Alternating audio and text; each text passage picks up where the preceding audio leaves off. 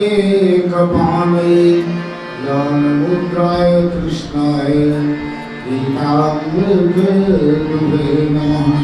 नीलाम्बुजश्यामलकोमलाङ्गं सीतासमारोपितभानुं पाणौ महाशायकचारुचापं नमामि रामं भगवन् सनातनं।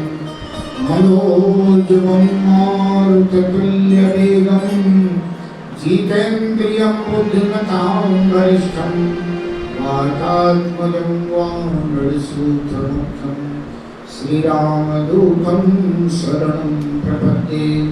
श्रीरामभक्तं शरणं प्रपद्ये। या श्री स्वयं सुकृतनां भवने सुलक्ष्मीं पापात्मनां कृतज्ञां हृदये सौख्यं। श्रद्धा सतां कुलजन प्रभत्सलज्जां तां त्वं नतः परिपालयते विश्वम्। वन्दे गजास्यं विघ्नेशं वीणापाणिं सुबुद्धिदां गौरीं श्रद्धामं चैव शिवम् विश्वासरूपिणं सद्गुरुं शंकरं नौमि करुणावरुणालयं गंगाधरं सारभं श्रद्धावानतमस्तकः। सत्यं नित्यं निर्विशेषं परेशं दैन्याभाव आभाव कर्तुं समर्थं लाभं क्षेमं सेवकेभ्यो ददानं। गौरीपुत्रं ज्ञानदं तं नमामि। हिमशैलसुते गंगे माता त्रिपथगामिनी विष्णुपदे नमस्तुभ्यं भवदुःखनिवारणं। गावोगेया शिवलीला सो पूजायज्ञाधारा अप्यद्रव्येषु सस्ता निवारणेभ्यः शक्तिदा मानवेभ्यः। सेवा दुष्टा भक्ति प्रदात्रयः विनय देव विनती करो सुमति स्वर सर्विं गौरी नंदन गणपति सुफल मनोरथ। मोरे गुरु पितु शंभु है भुवनेश्वरी निज मात चरण कमल की वंदना।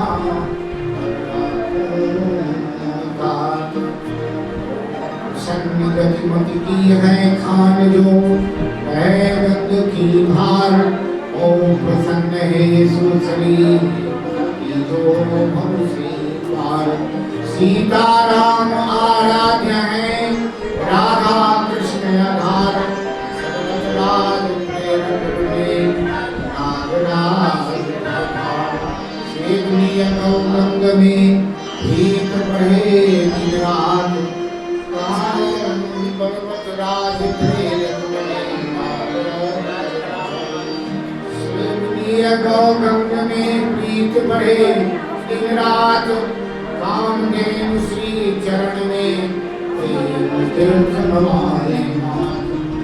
हरि ओम तत्सत हरि ओम तत्सत हरि ओम तत्सत हरि ओम।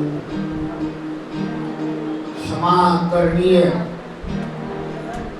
गौ माता प्रातः स्मरणीय सरे हनुमंतलाल जी महाराज भगवान शंकर भुवनेश्वरी माता माता गंगा माता मनसा माता चंडिका के श्री चरणों में इस दास का पावन बंधन अभिनंदन। समस्त देवता जो इस प्रांगण में पधारे हैं अपने सूक्ष्म शरीर में वह आपका कथा सुनने के लिए जो आए हैं तो उनके प्रति मेरा भाव भरा अभिनंदन। समस्त देवियां जो यहाँ विराजमान हैं कथा पांडाल में उनके प्रति चरणों में भी मेरा सागर भाव भरा अभिनंदन।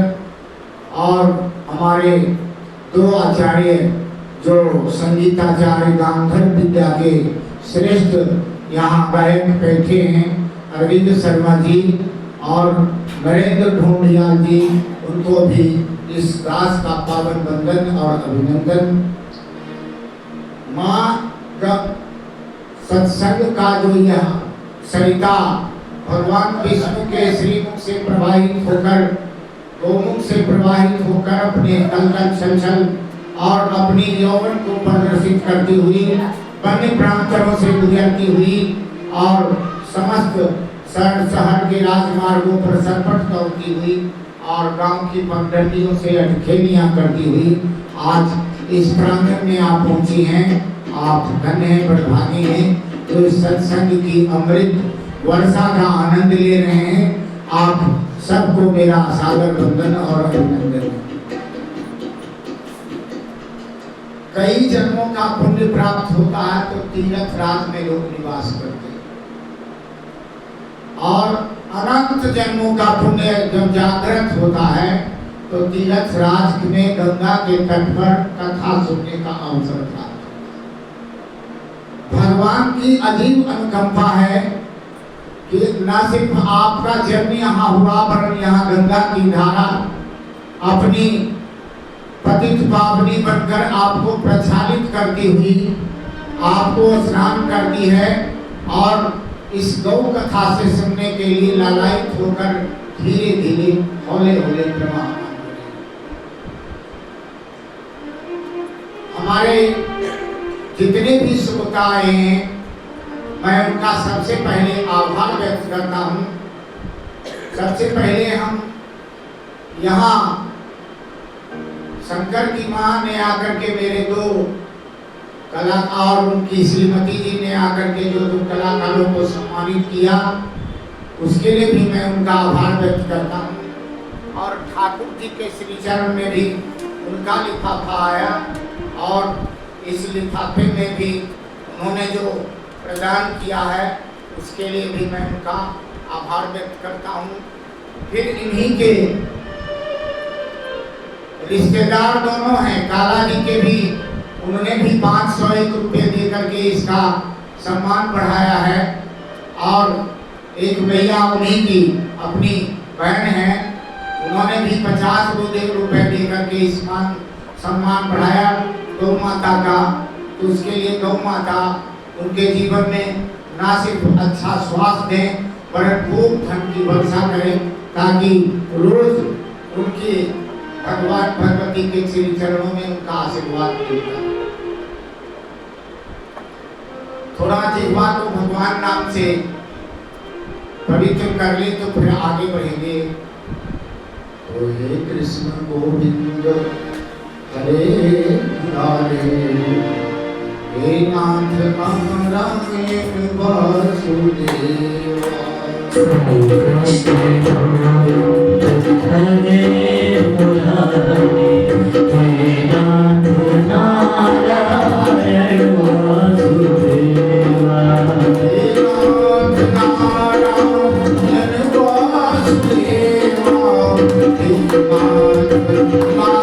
नारायण वासुदेवा हे नाथ नारायण वासुदेवा हे नाथ नारायण वासुदेवा हरे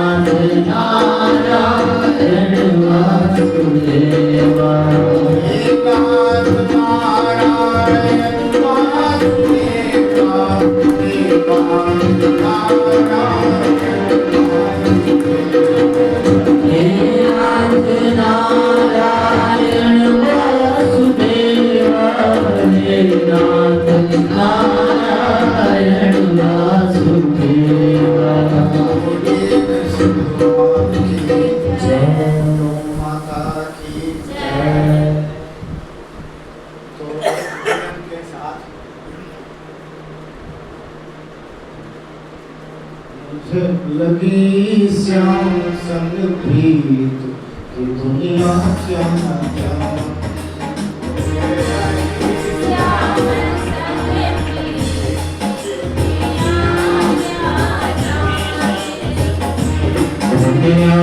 जाने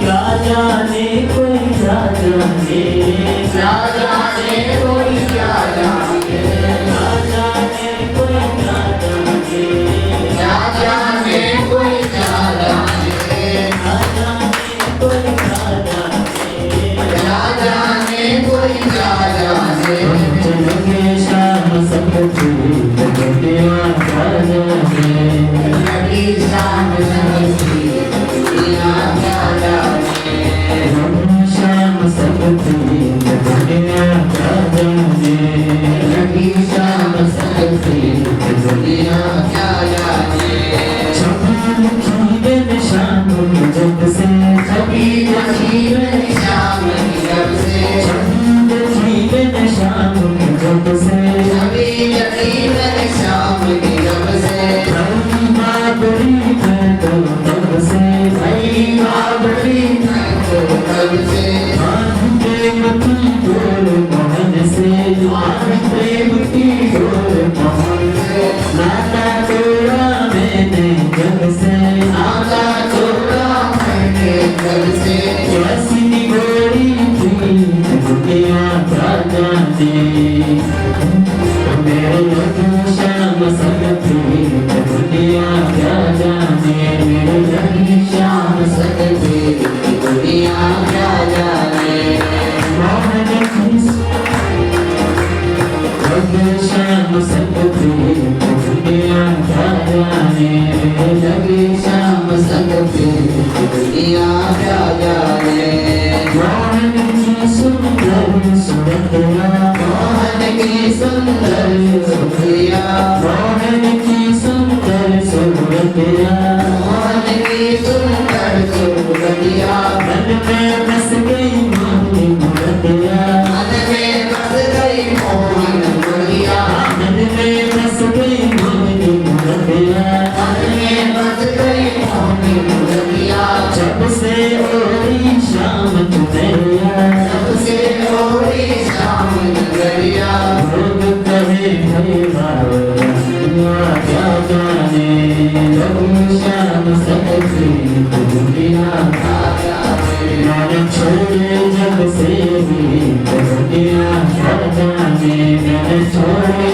जब से भी दुनिया क्या जाने लगू शाम सब प्रीत दुनिया क्या जाने लगी शाम संग प्रीत दुनिया क्या जाने हरदम अब तो रहूं मस्तानी हरदम अब तो रहूं मस्तानी हरदम अब तो रहूं मस्तानी हरदम अब तो मस्ताने राशि अक अंग समानी राशि अक अंग समानी हेरत रहूं दीवानी हेरत रहूं दीवानी मैं तो गाँव खुशी के गीत दुनिया क्या जाने लगी शाम सब प्रीत दुनिया क्या जाने लगी शाम सब प्रीत दुनिया क्या जाने क्या जाने कोई क्या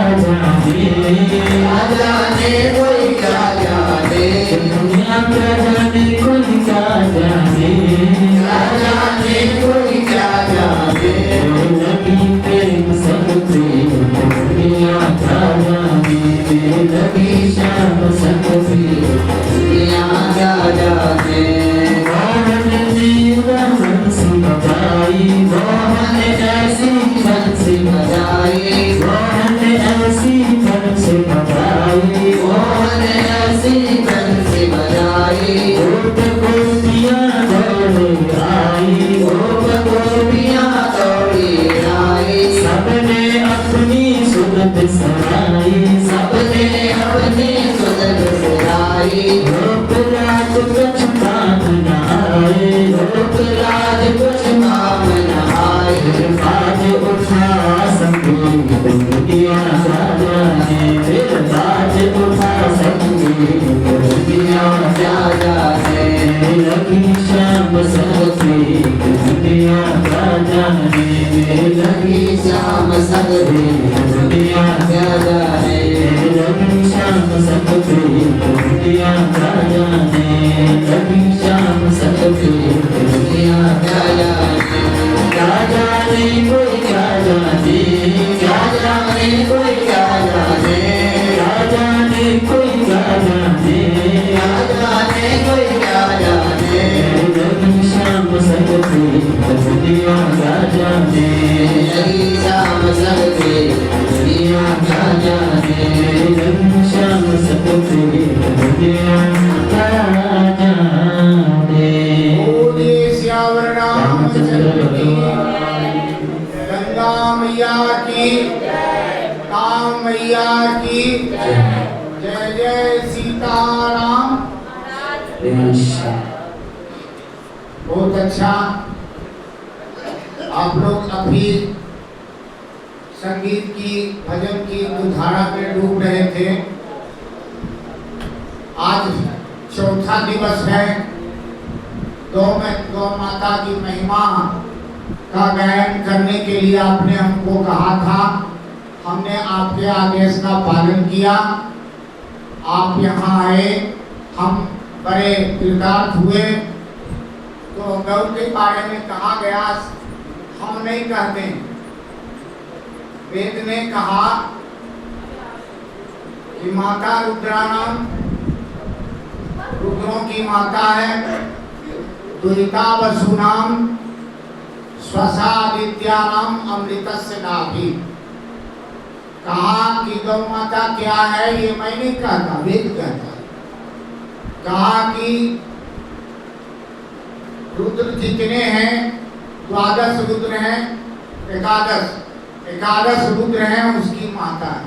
अर्थात रुद्र का जन्म जिससे होता है, अर्थात भगवान शिव का जन्म जिससे होता है, वह कौन है? गौ माता। कौन है? उसके बाद कहा पुत्री की है पशुओं की। अष्ट पशु हुए, उस अष्ट पशु की पुत्री मानी गई गौ माता। वेद कहता है माता है, भागवत कहता है माता है, महाभारत कहता है कृष्ण कि ये हमारी इष्ट है, माता है। तुलसीदास ने रामायण में कहा कि यह कामना देने के कामना पूर्ति करने वाली गौ माता है। और हम आप इनको क्या कहते हैं? सरकार क्या कहता है? आप कहते हैं माता, सरकार क्या कहती है? माता नहीं कहती, पशु।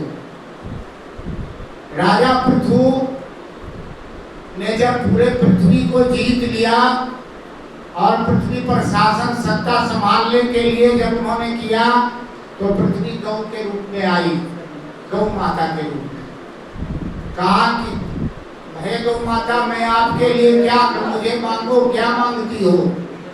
कहा है पृथु, तुम राजा भले हो सकते हो, तुम्हें अहंकार हो गया है, मैं तुमसे मांगने आई हूं, मैं मांगती नहीं हूं।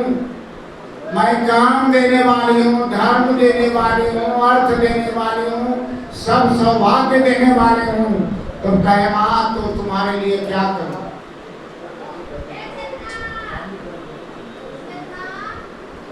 तो कहा तुम हमको प्रतिष्ठा दे दो, तुम केवल प्रतिष्ठा दे दो, बाकी सब कुछ तुम हमसे लो। तुम अर्थ चाहते हो मैं दूंगी, काम चाहते हो मैं दूंगी, धर्म चाहते हो मैं दूंगी, मोक्ष चाहते हो मैं दूंगी। मैं तो देती हूँ, लेती नहीं किसी से। कहे तो क्या मांगती हो माँ, क्या चाहती हो? कहा तुम राजा हो और तुम राजा हो, इसलिए मेरी प्रतिष्ठा मुझे दे दो। आज भी गांव में, घर में, अगल में, बगल में माताएं जो हैं वह क्या चाहती हैं? आप यहाँ आए, अगर हम आपको प्रतिष्ठा न दें तो यहाँ बैठ पाएंगे? नहीं बैठ पाएंगे। तो राजा से माता का एक ही मांग है कि मुझे प्रतिष्ठा मिले। कहा क्या प्रतिष्ठा? तो कहा वहां जब बन जाती है कोई स्त्री तब वह किसी की बहू नहीं रहती, वह केवल बेटे की माँ बन जाती है। वह केवल बेटे की माँ बन जाती है। और जब बेटा उसको माँ कहता है तो उसकी प्रतिष्ठा घर में हो जाती है। तो राजा पृथु, तुम जिस दिन हमको माँ का प्रतिष्ठा दे दोगे उस दिन मेरा उद्धार हो जाएगा, मैं समझूंगी कि मेरा उद्धार हो गया। और आज का राजा क्या कर रहा है? माँ की प्रतिष्ठा को धूमिल कर रहा, उसे मान लिया है कि 1947 के पहले अंग्रेजों ने एक षड्यंत्र रचा। क्या षड्यंत्र रचा? कहा कि भारत के हिंदुओं को तब तक हिंदू धर्म से च्युत नहीं किया जा सकता जब तक गौ माता रहेगी। आजादी के पहले गांधी जी तक कहते रहे कि आजादी ना मिले ठीक है, लेकिन गौ माता को मेरी कटना कत्लगा बंद हो जाए और गौ माता की प्रतिष्ठा मिले, यही मुझको कबूल है। आजादी देर से मिले परंतु गौ माता को हम छोड़ेंगे नहीं। और आज हो क्या गया? हाउस ऑफ कॉमन्स में एक नियम पास हुआ उस दिन, यहाँ नहीं अंग्रेज के यहाँ, कि हम आज जब हिंदुओं को अगर बिखेरना चाहते हैं, तोड़ना चाहते हैं, तो एक काम करें कि गाय को वहां पशु का दर्जा दिया गया। जैसे ही गाय का कानून पास हो गया, पशु का दर्जा क्या हो गया कि गौ माता गांव को सेंटर में जा करके कत्लगाहों में जाके कटने लगी, क्योंकि पशु कटने के लिए ही बना, बकरे वगैरह कटने के लिए ही बने हैं। और जब तक इस कानून में सुधार नहीं होगा तब तक कोई गाय को नहीं बचा सकता। और कहा इसको बचाने के लिए हमें युद्ध करना ही पड़ेगा, से हमें युद्ध करना ही पड़ेगा। इसको बचाने के लिए हमको बिना युद्ध किए ही नहीं बचेगा गाय। कहा किस प्रकार से युद्ध? कैसा युद्ध? कहा कि जब महाभारत का दोनों तरफ से सेनाएं सज गई तो अर्जुन ने कहा कि भाग, मैं मेरे दादा हैं, ताता हैं, चाचा हैं, ताऊ है, मैं युद्ध नहीं करूंगा। हम कहीं जाके गंगोत्री में एक गुफा ले लेंगे और वहीं ध्यान करूंगा। कृष्ण समझ गए कि इसके अंदर कापुरुषता पैदा हो रही है। तो गाय वाला ने क्या किया? थप्पड़ मारा। किसको? अर्जुन को। कहा रे, अगर ये काम करना था तो बहुत पहले जा करके तुमको करना था। अब युद्ध की भेड़ियां बन चुकी है और युद्ध के मैदान में तुम बैठे हो, सामने ताऊ है, चापा है, कलेब्यम मासमगमम पार्था उत्तिष्ठा परंतम। हे पार्थ, हे भारत, तुम कायरता को त्याग करो और उठो, संघर्ष करो। तुम्हारे सामने जो बैठा है वह केवल न्याय का हत्या करने वाला है। और कहा कि इस न्याय के हत्यारे को बंद करना ही उचित है। और बंद करने के लिए उकसाया किसने? कहा गाय वाला। किसने? जब गाय वाला ने थप्पड़ मारा तो अर्जुन के अंदर कापुरुषता दूर हो गई। कहा कि मैं कड़िस्य वचनम, तब मैं आप जो कहेंगे वो। तो गाय की शक्ति इतनी है, गाय वाले की शक्ति इतनी है कि उसने कहा तो अर्जुन ने बाण चलाना शुरू कर दिया। और जब तक व्यवस्था नहीं, गाय वाला नहीं कहा। और एक जगह की बात नहीं है, जब 1 वर्ष तक अर्जुन केवल हिजड़े हो गए थे, नपुंसक हो गए थे। कब? जब गाय से दूर हो गए। गाय से दूर हो गए तो वह छिप करके रहने लगे, ताली बजाते थे।